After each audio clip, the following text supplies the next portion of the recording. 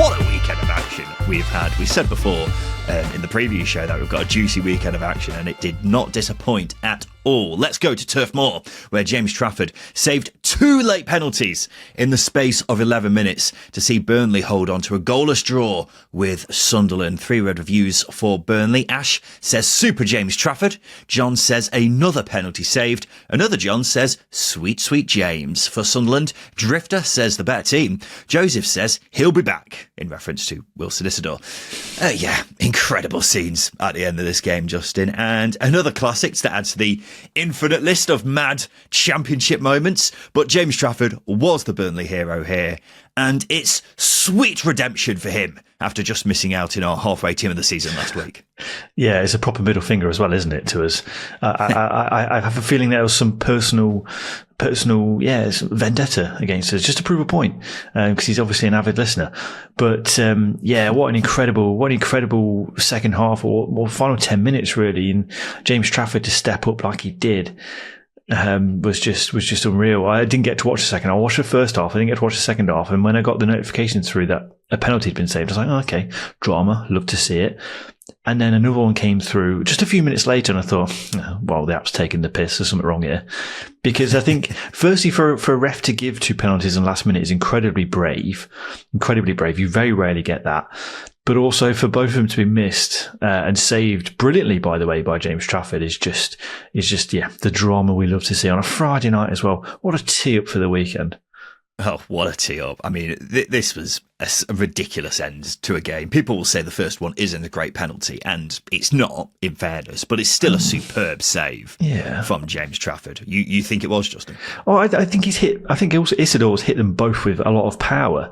I think the only thing he's done wrong there is not really go down the middle, because it's very rare you get goalkeepers who don't dive with penalties. So going down the middle, I think, would have been the better route. But look, I'm just me. I'm the expert. I'm the football expert. We all know this. I do things very different to the professionals. But I do think it was an okay penalty. I don't think it was a bad one. I think it's a just thing. Both of them are very good saves from a very good goalkeeper who knows what he's doing in big, high pressure moments as a stopper. Yeah, I agree. I completely agree. It's a superb save. I think every penalty save is at the very least a brilliant save. And the second save is unbelievable because Isidore has absolutely leathered it into the bottom corner with so much power. And look, James Trafford made himself the main character of the night. We have mentioned on plenty of times how he is a top-class keeper. You know, Burnley's defensive record doesn't happen by accident. It's a mix of a rock-solid defence and a brilliant keeper, and this was the prime example of the latter on this occasion. And look, some people may not properly appreciate how good he is because he lost his place in the Burnley team last season in the Premier League after a few errors. And in hindsight, maybe it was a season too soon for him to be in the Premier League. But he's more than ready for it now, isn't he? And maybe that drop down to the Championship has really helped him develop as a keeper. And I'm sure, not just based off this performance, but his performances all season, I'm sure he'll be playing in the Premier League next season, whatever the case, with or without Burnley. So a great night for him, and a rare night where a goalkeeper steals the headlines, Justin. Yeah, as I say, very rarely. And also, it's not like he's had a masterclass game where he's had to make 7 or 8 saves from open plays. He's literally been the hero. He's been the man to step up and keep a clean sheet with Burnley. I mean, we say how good is that Burnley defence. How many shots has James Trafford actually faced? Well, this is why he's going to be rated as one of the top goalkeepers in the division, because he's stepped up in this moment. And yeah, I mean, what a moment for him, or what a moment for Burnley, because I don't think they weren't at their best. I think Sunderland, if they were a little bit more clinical, probably should have been at least 2-0 up before the penalties became a factor into the game. But all James Trafford has done is his job. He's done his job. He's done what he's there to do. And he's kept Burnley a clean sheet. He's kept them a point, and they roll on to the next game. Yeah, I do feel sorry for Wilson Isidore because it seems like he's got a fair bit of stick after this game, which isn't warranted, is it? He's been brilliant for them since coming in, so doesn't deserve the abuse off the back of one bad game where, admittedly, one of the penalties at least was a brilliant save by the goalkeeper. Mm-hmm. But look, Justin, I suppose the question has got to be asked, should a player ever be taking a penalty when they have already missed one in a game? You may completely disagree with me on this, but I just think that should never be the case, really. You want your penalty taker to be as confident as possible when stepping up, right? And when they've already missed one, that's got to be playing on their minds. Do you agree with me on that? I do and I don't. It's a hindsight thing. It really is. I think the only thing you can judge it on is hindsight. I think it's a hard one to discuss and to really get to the bottom of, because you're not in that person's head at the moment they want to step up. I think, as I mentioned, I think they're good saves from James Trafford, who is also very good at saving penalties. But that being said, I don't think Isidore had a great game in front of goal. He failed to hit the target after that wonderful Enzo Lafay pass. So maybe it just wasn't his day. But at the same time, who else is going to step up in that scenario? I just think there's an overcomplication from certain forwards and strikers that, when the game's ticking down to the last few minutes, just leather it down the middle. I know it's a simplistic thing to say, and it's a hindsight thing, as I was just mentioning, but I generally don't think it matters. I think if a player's confident enough to say, yes, I'll take another one, then they're confident enough to do it. Yeah. I think I agree with some of what you say there. I'm not sure I agree with all of it. I think when it's a 97th minute penalty, you don't want to be taking risks on who your penalty taker is, and that's why I'm not sure Isidore was the best choice there. By the way, the second penalty was a Stonewall penalty, wasn't it? We can agree on that, right? I've seen a lot of debate. I think a lot of the angle that I've seen online looks like, I can't remember who went down now. I can't remember who was fouled. It was Dennis Sirkin. Yeah, a lot of the angles I've seen make it look like he's slipped, but his leg's definitely taken. I do think it was a Stonewaller. Yeah, I think it was very obviously a penalty. Well, Don Goodman on CoComs was saying he hasn't given a penalty there, has he? And I was looking at my telly thinking, Donny's absolutely wiped him out. How's that not a penalty? his trailing foot clipped him, yeah. Yeah, I thought I was going mad. Yeah. I couldn't believe what I was seeing. The first one wasn't a penalty. That was a bad decision. I can understand why the referee's given it, but surely the linesman has to be spotting that it's happened a fair way outside the box. But fortunately, James Trafford made sure justice was done there on that one. In the end, though, Justin, I know it won't feel like it in hindsight, but before the game, you would have said, a point's a good result for Sunderland. So definitely a lot of positive to take from this point, isn't there? Even though it could have been more. Yeah, well, I think both teams will come away with this and go, okay, yeah, fair point. We'll take the point. You'd have taken the point before going into this game and you come away with a point. It's absolutely fair. But look, they've taken something that is taken 4 points off Burnley this season. They kept 2 clean sheets in the process. It is a good result. I think maybe they were the side that threatened the most in the game. Obviously, I mentioned that Isidore chance. Mayenda failed to hit the target, where it was harder to miss the target with a shot in his second half than actually, put the James Trafford under a bit of pressure. I thought that was absolutely bonkers that he didn't do that. And I think maybe Sunderland will probably come away a little bit disappointed because, I did think they created, 3 or 4 real good chances and obviously had the penalties as well. So good point on paper, but maybe a little bit disappointed because how much of a difference would 3 points have made for Sunderland? Not only for going up in the table, but also confidence to go to Turf Moor and come away with the winning clean sheet. So yeah, they were good value for the win, which is an encouraging sign. That's the positive I'll take out of it, as well as the clean sheet and point. Yeah, I think that's a very fair assessment, Justin. You're absolutely right. They faced a team who have lost 2 games all season, have the best defensive record in Championship history, have a squad which cost a hell of a lot more than Sunderland's did, and they were that close to doing the league double over them. And even without the 2 penalties, I think Sunderland had the better chances in the game. So it's a very encouraging projection of what they can do in these final 19 games. And keep in mind, they've now faced Burnley twice, faced Sheffield United twice. Aside from Leeds away, Sunderland have got 19 games left where they'll be walking into the vast majority as the favourites. Yeah. So it's setting up to be a very exciting few months for the Black Cats. Also got to give a mention for Enzo Lafay making his first appearance in a Sunderland shirt. We were asking on Sunday whether he'll start or not. And he did, which surprised you on WhatsApp, Justin, when you text me saying, bloody hell, Enzo Lafay started. And he played the full 90 minutes as well, which is probably the biggest surprise of all. And it wasn't exactly a man of the match performance, but I thought it was a very promising debut. What do you think? There were glimpses. There really were. And maybe it's just my old, feeble 30-year-old mind thinking, how has this guy only played 400 or so minutes this season? He's just coming in to start, a high pressure game on a Friday night in January, of all times of the year. But look, he's a wonderful passer, and I think he's shown that. And I think going back to that Wilson Isidore chance for Sunderland, that pass from deep was incredible. But that's what he brings. That's what he brings to the team: the vision, the execution. there's probably no other player. There's a couple of on a technical level that can probably do it, but we're talking about someone who can probably do it on a consistent basis.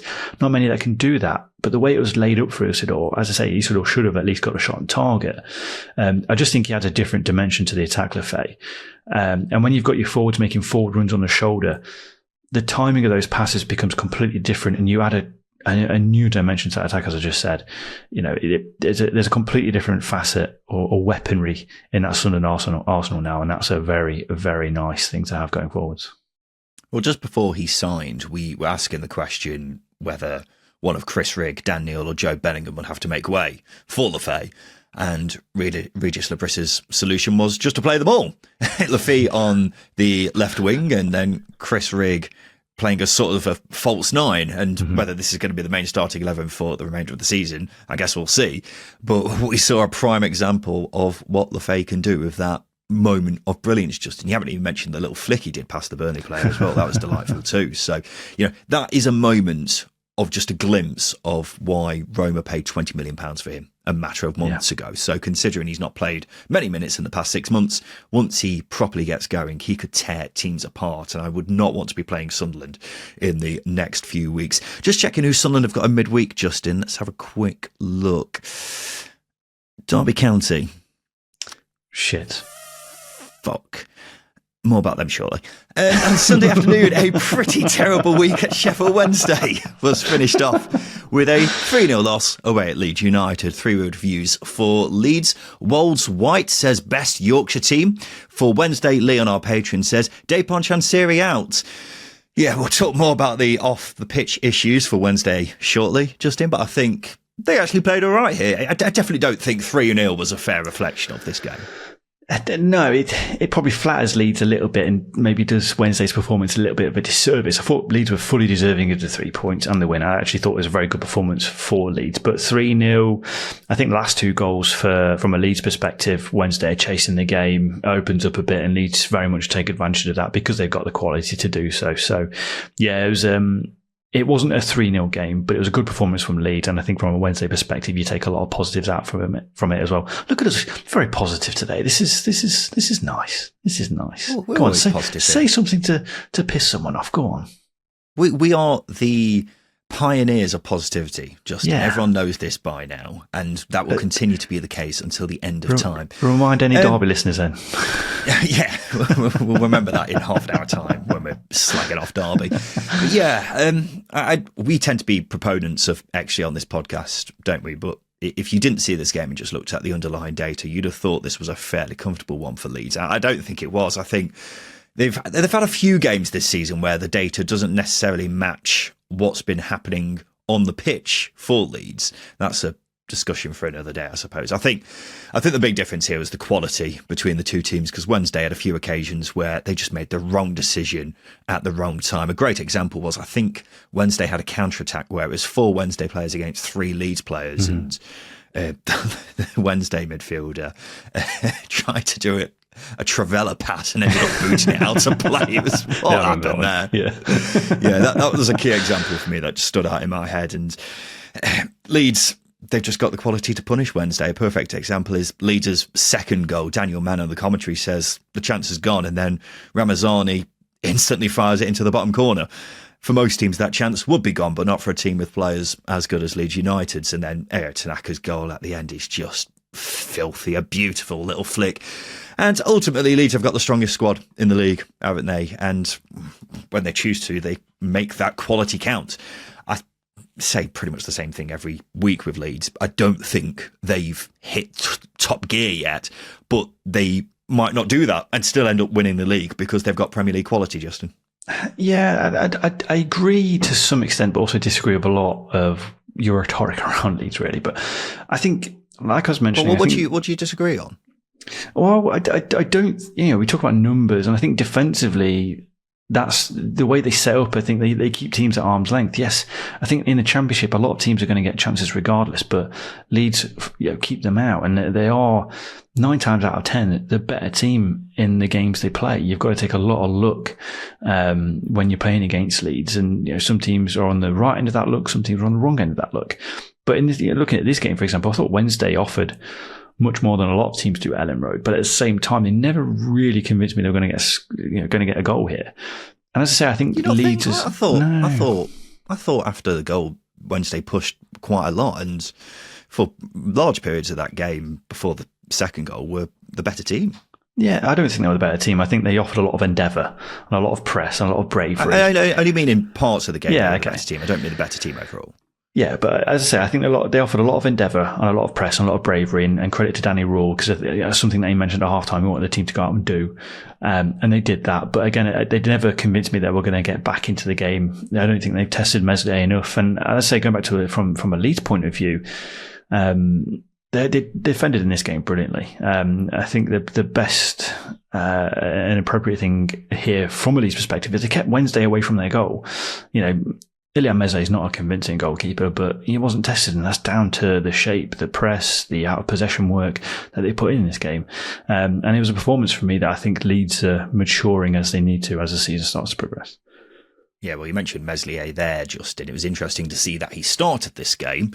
Leeds fans have, of course, been calling for him to be dropped after some of his clangers this season. But Daniel Farke said that he had no doubt about sticking with him for this one. What do you think about that?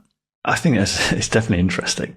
I watched Leeds against Harrogate last weekend in the FA Cup, and Carl Darlow played that one. He wasn't overly convincing, so maybe Meze is just the best of a poor group of goalkeepers. So yeah, Meze got a bit of respite last week, and maybe it helped him.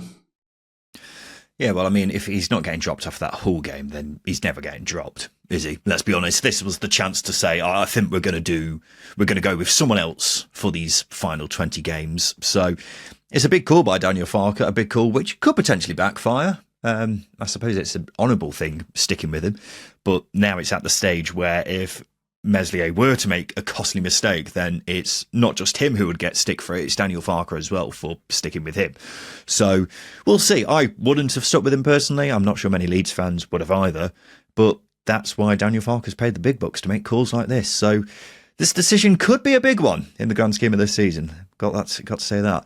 And this win sees Leeds go back top of the league, 1 point ahead of Sheffield United in second, 3 points ahead of Burnley in third. They're at home to Norwich on Wednesday, and then have a massive game away at Burnley a week on Monday. So a big few days for Leeds United, but a pretty miserable few days for Sheffield Wednesday fans. Of course, they had the chaos of that fan forum on Wednesday night, which we spoke about on Thursday, and Wednesday fans have just been fuming ever since, so much so that I saw the Wednesday Till I Die podcast put out a tweet just before the weekend saying, completely forgot we're playing Leeds this week, because every Wednesday fan's just been so focused on Chancery. You had supporters in the away end at Ellen Road who were holding up a Chancery out posters before the game. It all turned very sour. Again, completely out of nowhere in the space of a week, hasn't it? And as mentioned on Thursday, Justin, it's becoming quite clear that Danny Rule's relationship with Chancery is not in a great place. And the latest reports say he's asked the club to lower the compensation figure on his head. It's after Southampton made an approach for him, but were put off by the £5 million buyout clause. But Chancery is said to be standing firm on that figure. I sort of get a sense, Justin, that it may get to a stage where it's either Danny Rule goes or Chancery goes. And I think I know who the Wednesday fans will prefer, put it that way. I think I know who is most likely to go as well. Let's be honest. Look, I'm not surprised that these reports have come out. Whether or not it's true is another story. But, I think Danny Rule, firstly, looking at how poor the new Southampton manager's doing, that job might become available once again this season or in the summer. Now, if you're Danny Rule and you're thinking, well, okay, there's a club there that's torpedoing towards the Championship, that job's likely going to be available. And I've got my employer, to put it in very polite terms, it's a bit unpredictable. I'm not comfortable with unpredictability, so therefore I want to go somewhere where I know I'm going to get backed. I know I'm going to get support, and I've got a chance of promotion. That's probably what he's looking at here, and you can't really blame him. You cannot blame him at all. I think the worst thing about this is Chancery has made the season once again all about him, and that's disappointing because Sheffield Wednesday have been brilliant. Danny Rule's performed wonders once again for the club, and Chancery's managed to unravel it, which is frustrating, really frustrating. again, this is a big derby game, and all the talk. Yeah, this is a big game to look forward to for Wednesday fans, and all the talk is on Chancery. It's just frustrating. Yeah, it's strange how this happens at some point in every season involving Sheffield Wednesday, doesn't it? But it does. That's just what we've become used to now. I mean, I don't want to be cynical, but I will point out that if Danny Rule is unhappy with his contract, then maybe he shouldn't have signed it.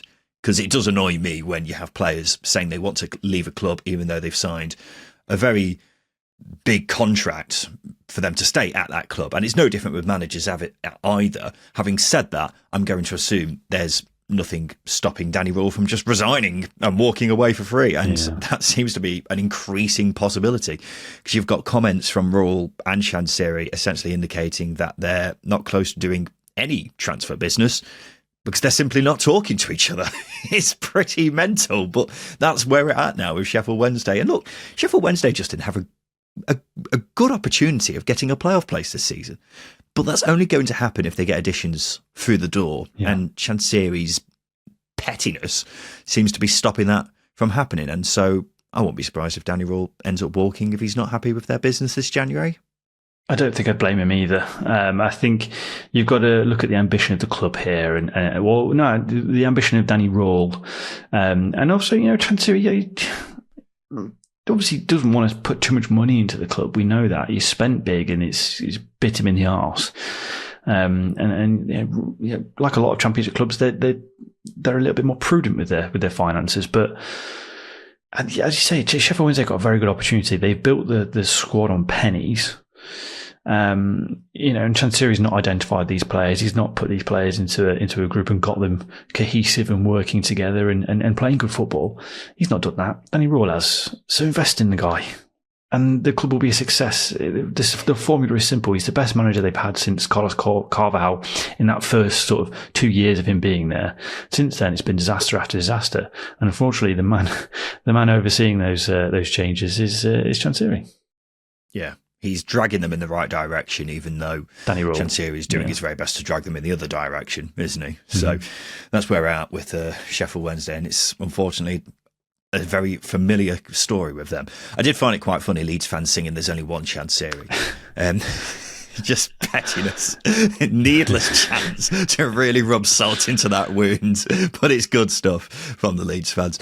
Justin, let's have a quick look at our predictions from the second tier preview show, brought to you by SBK. We'll start with our bet builder, which was of course on Burnley v Sunderland, and a £5 stake was due to return £205. We did have Adil Al-Shish to have a shot on target. Now he didn't play, so that selection was voided, but our other selections, we had Sunderland to have over 10.5 shots. They had 14, which was a winner for us. Wilson Isidore nearly had 10 on his own. So we're always in a pretty good stead with that one. We also had under 2.5 goals, which of course did come in as well. But then we also had Burnley to win. So close, but not close enough, unfortunately, with our bet builder. And then onto our multiple, where a £10 stake was due to return £194. We had Leeds to win, which was, of course, a winner, as we were just saying. Sheffield United to win, another winner. We'll come on to that shortly. But then we also had Swansea to win, which definitely didn't happen. And the aforementioned Burnley win as well. So no luck for us this week on our multiple, but we'll be back with another round of picks in this coming Friday's preview show, brought to you by SBK. Justin, let's have a quick break. After that, we'll talk about a dominant win for Sheffield United and Cardiff's big win in the South Wales derby.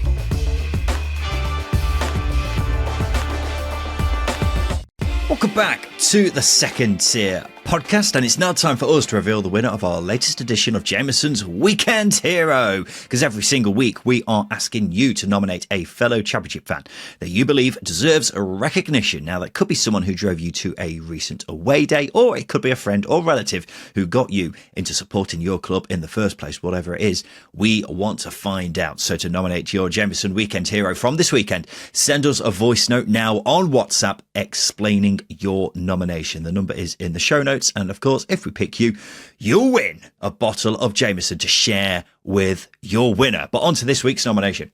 We've got this message from Joao, who wanted to nominate his dad, Jose. Hi guys, I wanted to nominate my dad, Jose, to be this week's Weekend Hero. We grew up in Portugal, and my dad's always been a big Benfica fan, and because of that, I was too.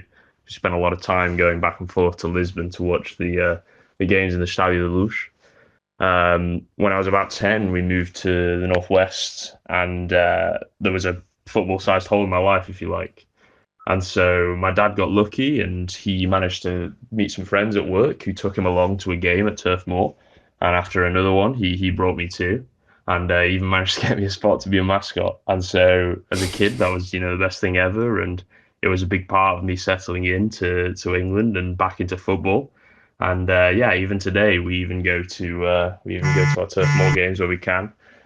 Obviously, it's a very different experience to supporting Benfica, but I love it.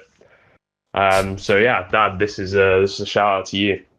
Justin, that is great. What a great story that is. Benfica to Burnley, eh? Benfica to Burnley. I mean, it's certainly a trip.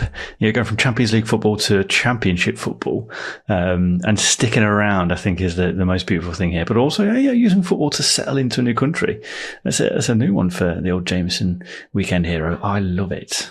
Yeah, that might be one of my favourite ones so far. Just finding out that he's left behind Benfica to start watching Ashley Barnes and Josh Brownhill. I hope it's why he stayed as well. Yeah, you just can't get away from Turf Moor. No. Once they drag you in, you're never leaving, and you've just got to enjoy it while you go along. So it looks like Joao's had a fantastic time at Turf Moor since moving to the UK, and long may that continue. But let's raise a glass of Jameson ginger and lime to Jose for getting Joao into Burnley and Turf Moor and what have you. And it seems like it's going very well. We're going to have a quick swig in honour of Jose. Spectacular, as always, with the old Jameson ginger and lime. And remember, you can have yourself your own Jameson ginger and lime if you nominate your Jameson weekend hero right now by sending us a voice note on WhatsApp. The number is in the show notes, so it's just 60 seconds explaining your nomination, and you'll be in with a chance of winning a bottle of Jameson. You must be over 18 to enter, UK only, and T's and C's apply. Right, let's go back onto some of the action from across the weekend then, and we'll round off the promotion action, Justin, with Sheffield United, who have won their first game at Bramall Lane in 4 matches. It's after they beat Norwich 2-0 thanks to a double from Harrison Burrows. 3-word reviews for Sheffield United. Joe says, never looked troubled. Diggory says, dem blades. Joss says, we're going up. For Norwich, Megan says, flat and uninspiring. Yeah, considering the Blades have hit a bit of a sticky patch, they have absolutely dominated here, Justin. Yeah, it's a really impressive display, wasn't it? Against good opposition as well. Norwich, I know their away travels, they're not great, but they are a decent side full of decent players. And, Sheffield United made them look very ordinary here. This is all bearing in mind that they've got players out injured still, Sheffield United. They're not just fully recovered. A lot of players still lacking in numbers. But yeah, I think the biggest compliment you can give Sheffield United here is they were never in danger of losing the game. I thought in possession they threatened really well. They were bright. They created some really good chances. It was crowned by them going top of the table for a few hours until Leeds won, obviously. But that's sort of the justification of them winning. That was the prize at the end of it, and they stood up to the test and they were great. Yeah, 2-0 doesn't really do this game justice. Sheffield United absolutely cruised this one and perhaps should have won by more. And Norwich barely had a sniff. It was pretty much a walk in the park for the Blades. So comfortable. And that's been very different to what we've seen recently from Sheffield United, isn't it? They have been having a bit of a wobble, but this is the kind of performance which can very quickly make you forget about all that. Very much enjoyed Harrison Burrows having the very rare occasion where he's managed to hit both posts in the process of scoring, which is always very enjoyable. Gustavo Hamer nearly scored from the halfway line. He tried to catch Angus Gunn while he was off his line and forced him to make a good save. I'm guessing you would have scored that though, Justin? Of course I would. It's not for everyone. Not everyone can do it. If Sheffield United fans want me to have a go at Bramall Lane, so be it.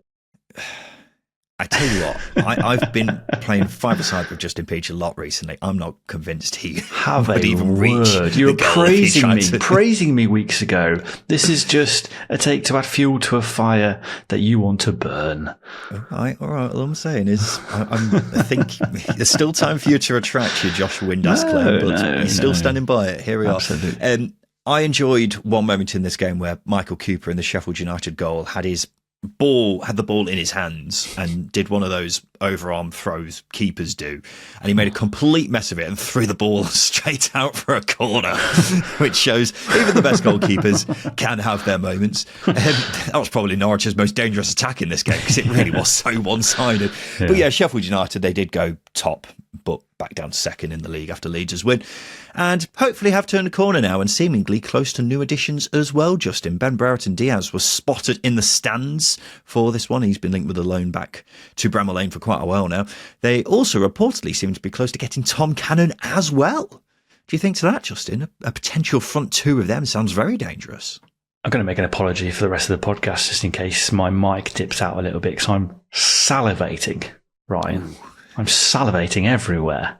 Like a Labrador. There's drool everywhere at the thought of that partnership. Oh my God. It wouldn't necessarily be a partnership, but you got Tom Cannon, who's very, very clinical, especially at this level. And you got Ben Brereton Diaz, who's proven goal scorer at championship level as well. It gives them a hell of a lot of flexibility, doesn't it? The thought of Ben Brereton Diaz coming in, he's obviously going to come off the left flank. That's where Tony Mowbray got the very best out of him at Blackburn.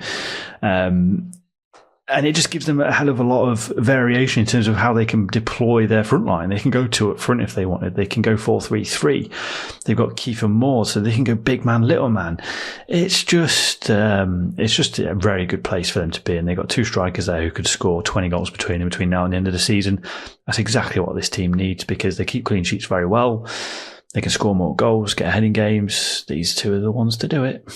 Yeah, I completely agree with pretty much everything you said there, Justin. The one area where Sheffield United are sorely, obviously needing strengthening is up front. So getting these two in would go a long way to sorting that out. So yeah, it would be very exciting if that does happen. Sheffield United are away at Swansea on Tuesday night. We'll talk about them right now, Justin, because it wasn't a great afternoon for the Swans, was it? A double from Callum Robinson saw Cardiff beat them 3-0 in the South Wales derby. 3 road reviews for Cardiff. Oliver says, worth the hangover. Ryan says, Swansea get battered. Simbo says, Wales is blue, and the common bluebird says, arise, Omar Swan Batterer. For Swansea, Tim says didn't turn up. Lucio says absolutely fucking heartless. Dan says shambolic, embarrassing, inexcusable. Just Cardiff's third victory over their big rivals in 13 meetings, and their biggest win over Swansea since 1967. So what a result for the Bluebirds this is, Justin. It really was. It was a great performance as well. I thought the game plan really impressed me. I think there was maybe a little bit too much respect for Swansea in the first half, but they allowed them to play, and then they really came out in that second half. They were firing, took Swansea by surprise. I thought the timing of the substitutes was perfect as well. You look at Joel Bagan coming in, really helped increase the intensity they were playing with. So I think Omar Rees deserves a lot of credit for the way they deployed him. You know, Swansea were very patient and maybe a little bit too patient in their possession. And I think when you're doing that, you really need to have that intensity out of possession. They didn't. They were really poor and flat. Cardiff was like, have the ball. We're going to kick you when we want to, and we'll break when we want to. And they did that. And it was a near perfect execution in that second half. Yeah, I mean, we were saying on Friday how this derby always seems to deliver, and this game was no different, not just in terms of feistiness, but in terms of drama as well. And I mean, I never saw a Cardiff 3-0 win coming, but they definitely deserved it. I think I may get a bit of stick for saying this, but I think this result was more down to Swansea being really poor than Cardiff being great. But at the end of the day, who cares? Cardiff have got themselves a big win over their big rivals. They've not had many wins over their rivals in the last decade. So when they come, they will celebrate them. And I've seen a few Cardiff fans say this is even their favourite game they've had in many years, which isn't a huge surprise when they've not had much to cheer about in that time. But with factors off the pitch like the protest that happened before this game against the owners and the news that Omar Rees' father had passed away just days before this game, I guess it was one of those days where supporters just kind of felt united. So a great result for Cardiff, and it sees their unbeaten run stretch to 5 games. And it's some turnaround from when they were in the run-up to Christmas, and Omar Rees looked like he was close to losing his job, Justin. It's incredible. Yeah, it really is. I think over that unbeaten spell, they've become tougher to break down, and they're putting chances away, as we saw in this game. It really is a positive upturn after what was a nosedive in performances and form. But I think the biggest positive you can take out of it is Callum Robinson looking incredibly productive and hungry for it. I think there's probably been argument from supporters and even coaches probably pointing the finger at him and saying he's not doing enough, he's not working hard enough. But it looked like, in this game especially, and even this season, he's got 10 goals for the season now, but it looks like his mojo's back. And he's looking really good under Omar Risa. And I think Omar Risa that's the biggest difference you can tell with this Cardiff team, even when they were playing poorly. It feels like, or has felt like, with the entirety of Risa's spell so far, the players are playing under him. And I think that really did epitomise, or the performance here really did epitomise that as well. So yeah, Cardiff looking good. Robinson deserving a lot of praise, but Omar Risa as well for the way he executed the game plan and also getting his team going. Absolutely deserves praise. Yeah, he definitely does. I don't think anyone saw this turnaround in form happening, did they? They were looking pretty desperate and seemingly on a one-way trip down to League One unless they sacked Ritza. And now here they are on the ascendancy, seemingly. And fair play to Omar Ritza for this impressive turnaround. I think moving Callum Chambers into midfield has been an absolute masterstroke. He's been sublime in the middle of the park since moving there. And you're right, Callum Robinson, 5 goals in his last 4 games. He has been showing his best form in a long time. So it's really good stuff. And they're making the teams above them do kind of a cartoon-like, tug of the collar, giant gulp, beads of sweat coming down their head. Because plenty will be looking over their shoulder if they continue this great form. Very disappointing day for Swansea City, though, Justin. They just didn't turn up, did they? And Luke Williams was very unhappy after the game, and this result has led to a fair few calls on social media for him to be sacked, which at first I thought was just fans reacting in the heat of the moment, but it seems like many of them are genuinely being serious. They want Luke Williams gone, which I don't really understand at all, Justin. No, I disagree with the notion that he should go, obviously. I think it's an emotional reaction to a defeat to your bitter rivals, and that's absolutely fair. That's absolutely okay, especially when you get a performance that was served up. I think Luke Williams coming out and questioning the fight of the players, saying they should have done the fighting a lot earlier in the game, not at the end of it, I think just gives you his summary of it. These players didn't turn up. That's not down to Luke Williams.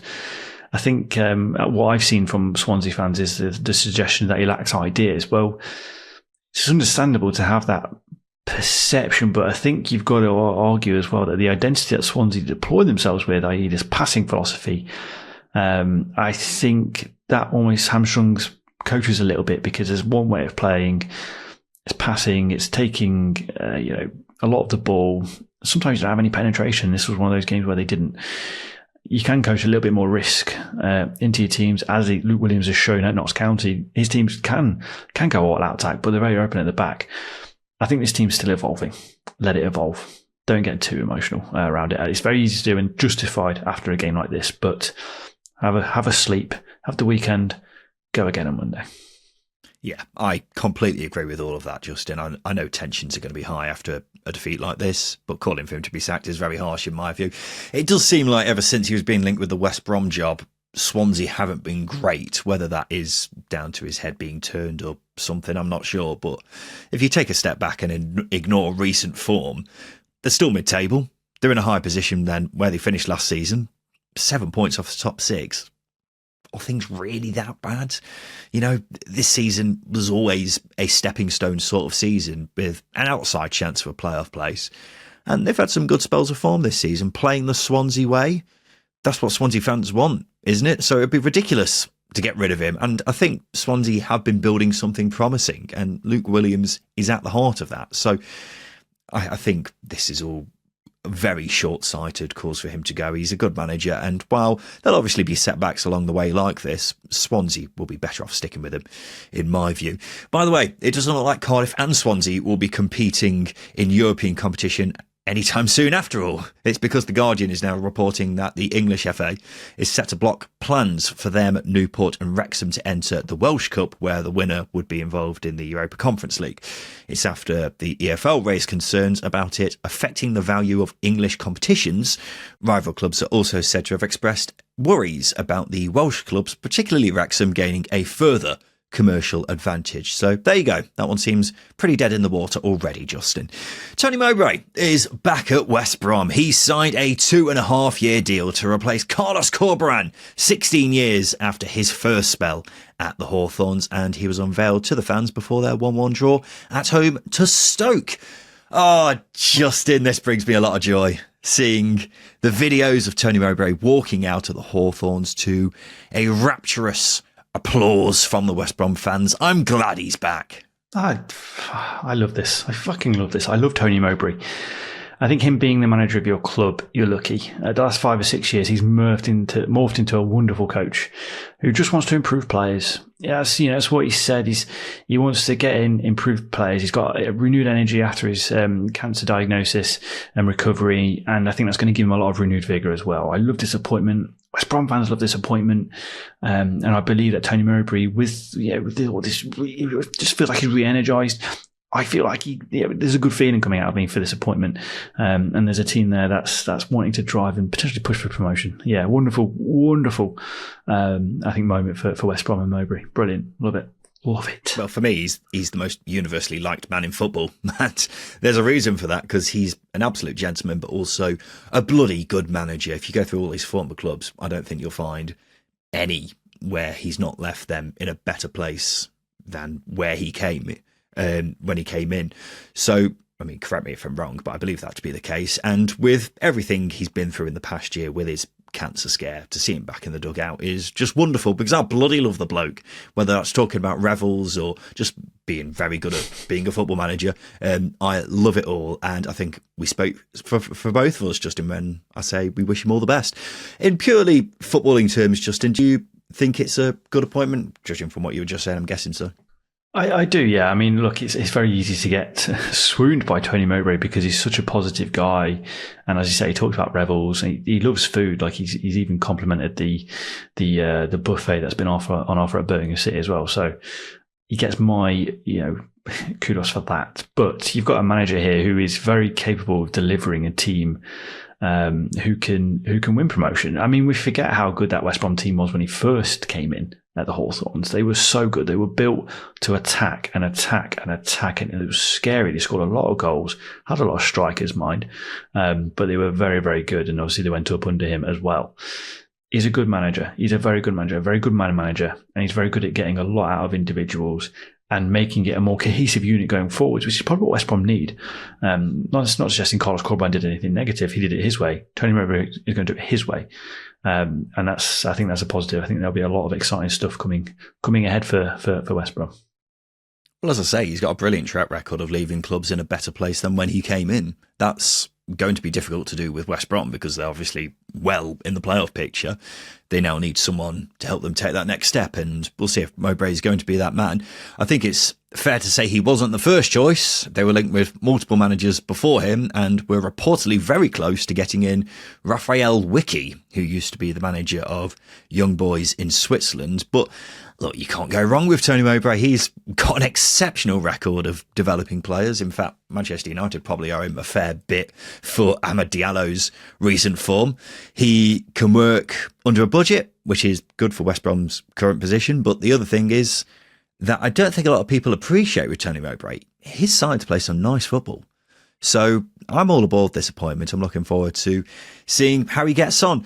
With this draw against Stoke, Justin, he wasn't in charge, but he was announced on Friday and only met the players on Saturday morning, so that's understandable, I suppose. Chris Brunt, who's the caretaker for this game, invited him into the dressing room at half-time, and he managed to inspire his new players to come from a goal down. Yeah, that's certainly the take you take, wasn't it? Yeah, well, it was a game where it's very much, we've expected this a lot of West Brom. They're nearly there. That's what it feels like. And Chris Brunt's done a really good job of handling and stabilising a team that were rocks with the Corberán departure. It was very last minute. And Chris Brunt has stepped up really, really well, and he's getting his reward. He's going to be on the first team coaching staff with Mowbray, which is a great thing. So, yeah, they've been a solid outfit under him, under Chris Brunt, and yeah, he's taking or giving a team over, handing a team over to Tony Mowbray that are in a pretty decent place.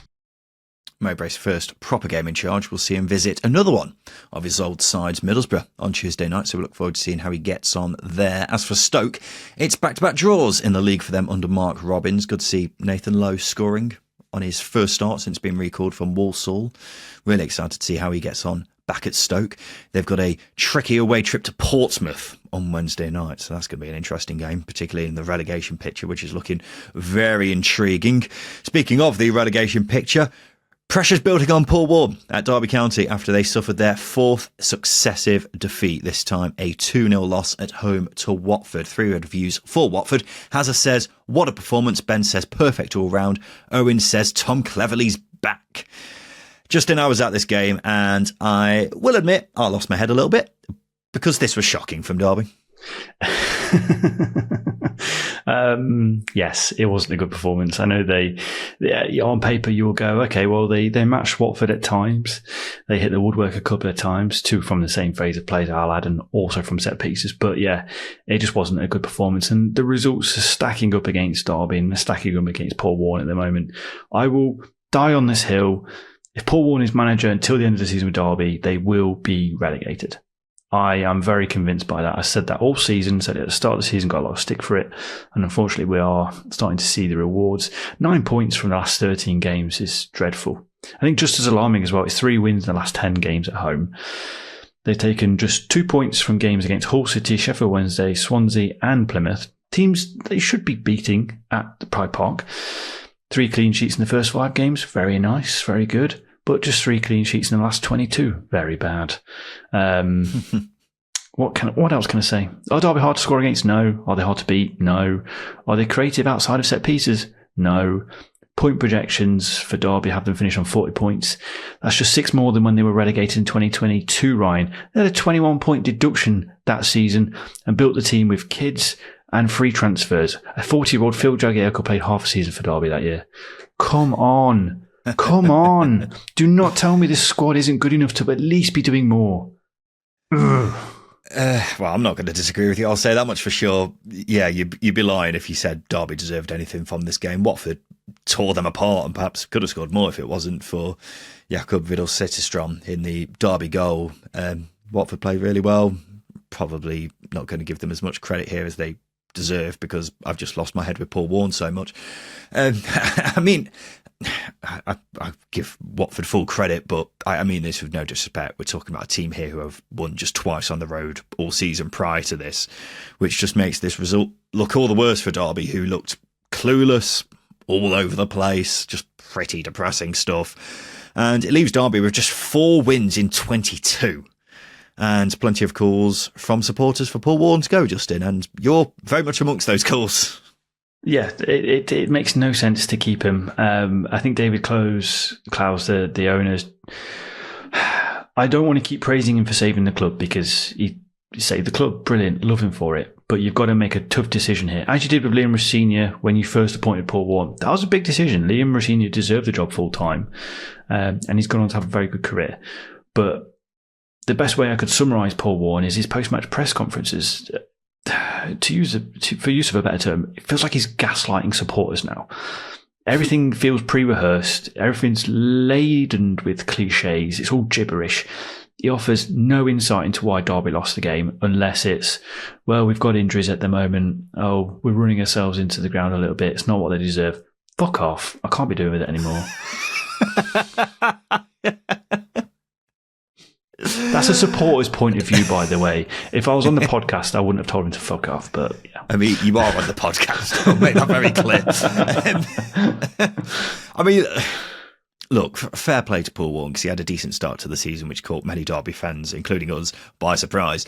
But now the reality of their circumstances is really sinking in. The minority of supporters who are still backing Warne will say, but he's working with limited resources, which is fair comment. But we're talking about a manager here who's been relegated 3 times in his 3 previous seasons at championship level. And their approach to games is just so negative. And more often than not, if you can defend a set piece, Derby don't have much else. It's League 2 levels of tactical awareness. It's so bad.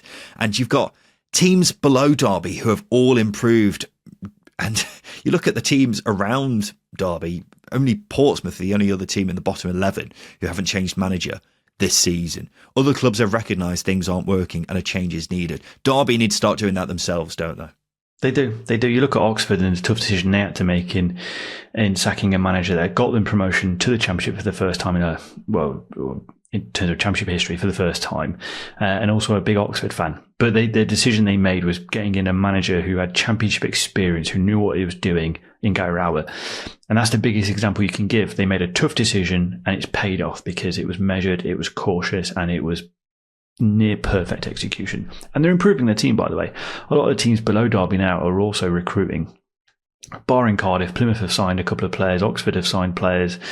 Their squads are improving, and it's the whole argument around Derby having limited resources. I don't buy into it. I think their budget, whilst it's not going to be in the top half, lower mid-table, I would assess it as. And they're spending fees on players. There's still clubs that aren't spending fees on players, so I don't really buy into that either. I think Paul Warne is not tactically good enough for the Championship, and that's why he's not been a success in the Championship. Simple.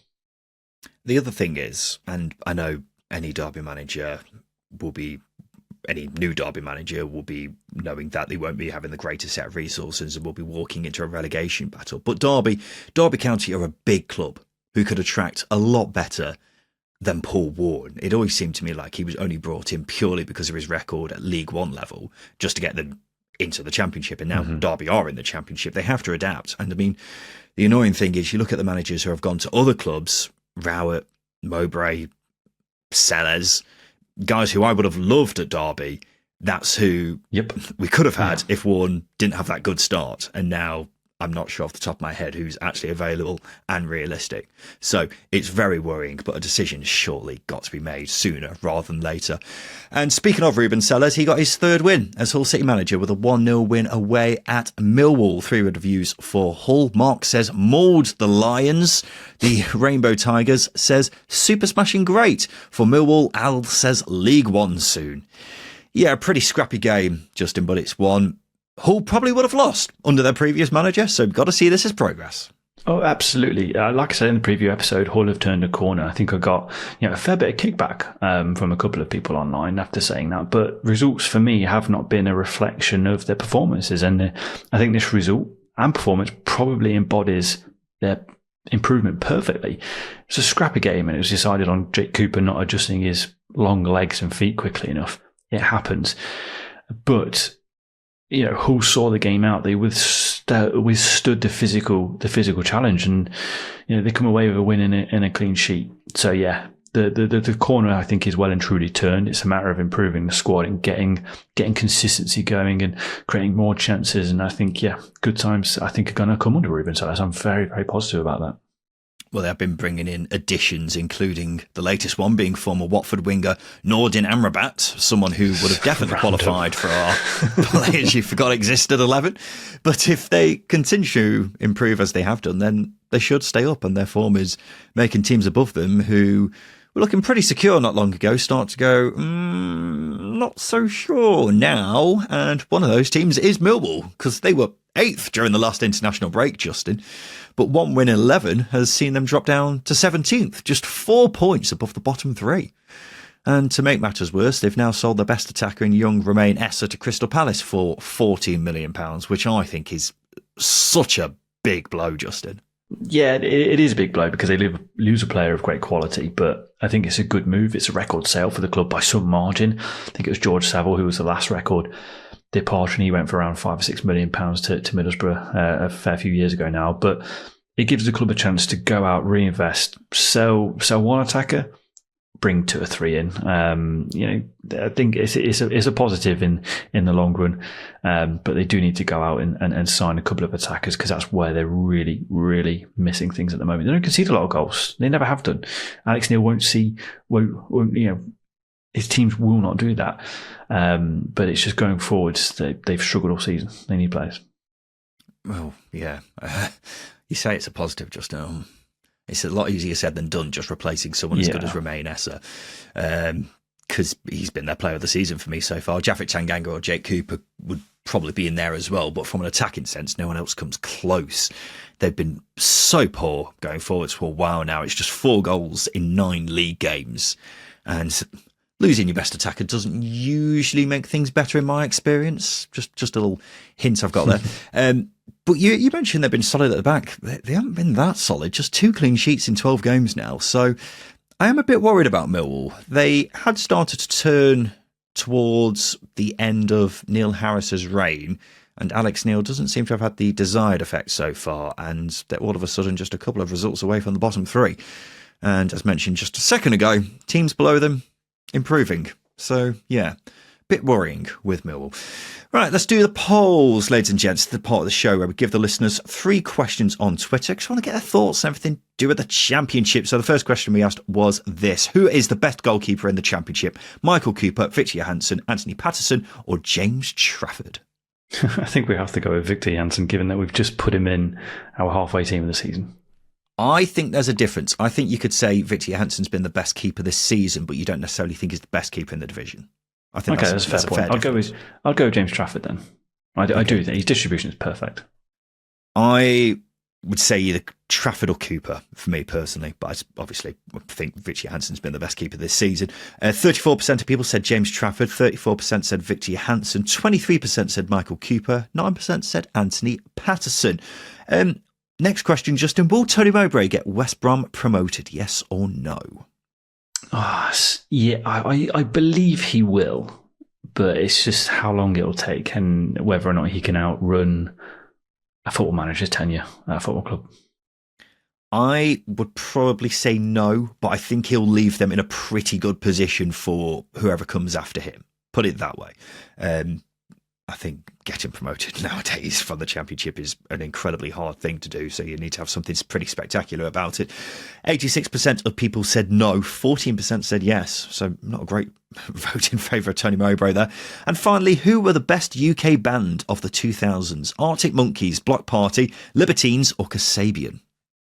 Oh, Kasabian. I tell you what, I've been listening to a lot of Kasabian recently. Just completely. Haven't listened to them in a while, but they're bloody good, aren't they? 63% of people, though, said Arctic Monkeys. 25% said Kasabian. 6% said Block Party. 6% said Libertines. So not a great showing for those two, even though I like Block Party and Libertines, Justin. Block Party and Libertines are great. Libertines had one good album, though, but they're a good crack live, although they're old now. Block Party are brilliant. They will always be brilliant. Arctic Monkeys have destroyed their legacy. I mean, the first 2 albums, 2 of the best albums I've ever heard. But yeah, it does feel a bit strange now hearing Alex Turner moaning on about, I don't know, disco balls in a pub or something like that. Just random shit. Anyway, ladies and gents, this has been the Second Tier Podcast, and this has been the Weekend Show. We've been looking at all the weekend's action, but if you are a Patreon subscriber, don't go anywhere. We've got the extended edition of the Weekend Show coming up, which we like to call Zamora Time. We'll be talking about Real Oxford, a brilliant comeback by Portsmouth, and the worst game of the season so far. If you're not a Patreon subscriber, sign up to get Zamora Time in every single Weekend Show. Head over to patreon.com/Second Tier. Link is in the description of this episode. But that's just about time for us here at the Second Tier Podcast. We'll be back again on Thursday for a midweek roundup of all the action from across the Champo. So we look forward to seeing you then for that. But this has been the Second Tier Podcast. I've been Ryan Dilks. I've been Justin Peach. And a big thank you for listening.